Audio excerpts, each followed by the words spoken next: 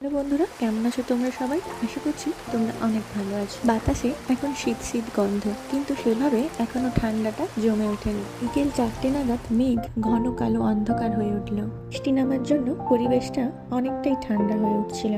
এই ওয়েদারটার জন্য আমিও বিকেলটা বাড়িতে আটকে পড়লাম।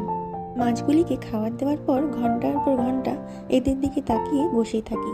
কি যেন একটা অদ্ভুত শান্তি লাগে। প্রতিটা দিনই কাটে ভালো ও খারাপ নির্বিশেষে।